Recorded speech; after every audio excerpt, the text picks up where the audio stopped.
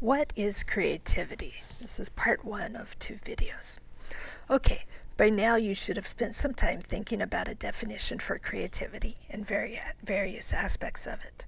Creativity is one of those words that is easier to point to products of it or examples of it than to actually put into words. This lecture presents some characteristics of creativity that are shared by Sir Ken Robinson in his book Out of Our Minds. In reality, the various aspects here are in no particular order, but I do think that recognizing creativity as a process is one of the more essential parts of its definition. Different experts will use different labels, but generally the process looks something like this. Preparation leads to incubation, leads to illumination, and then there is verification. The reason we have some weeks where no new information is given is because I know you need preparation and incubation time before successfully completing your projects. Preparation can be anywhere from minutes to decades long. It can be actual traditional study or just our reactions to various events. Incubation is the growing or developing of the idea. You can't put it into words yet. You don't have a definitive picture of what you want to create yet, but you can feel it simmering on the back burner of your mind.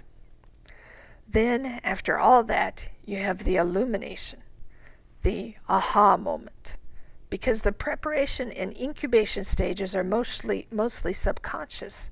Many people just label the illumination stage as creative, but that creative breakthrough required a lot of hard work and subconscious travels. Many would say that should end the creative process, but in reality, the last stage is verification. Like it or not, we judge something as being creative or not creative, valuable or not valuable. Someone can have a very imaginative idea for how to build a motor, but if it never works, then it will not be evaluated as creative.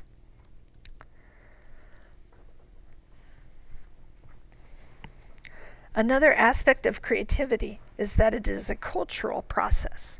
I don't mean culture as in an ethnic group. I mean culture as in environment or atmosphere.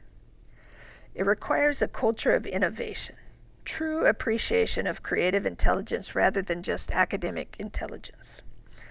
We'll come back to this several times this quarter, but remember, as the teacher, you will be the one responsible to establish an environment where creativity is honored. Will you kindle or kill creativity? There's a huge difference usually between a kindergartner and a first grader.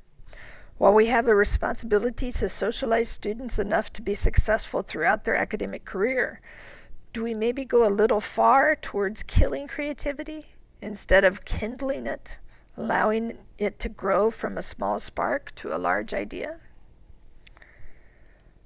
I would argue that risk and experimentation have to be encouraged also. What does this have to do with teaching ESL or EFL? Everything. I know that I learn a language much more slowly when I'm afraid to experiment with a new sentence, and that's just one example. Our ESL, EFL classrooms should already be fostering atmospheres that value risk and experimentation. Creativity flourishes when there is a systemic strategy to promote it, according to Sir Robinson. The opposite of a systemic strategy is when we occasionally throw in some new activity, mostly so we don't bore ourselves too much. Creativity needs to be integrated throughout the curriculum. If you're worried about justification, just point out to your administrator that developing learners who can come up with creative solutions to problems is a known 21st century skill. And everyone's talking about 21st century skills these days. All right? All right, continue on to part 2 of the video.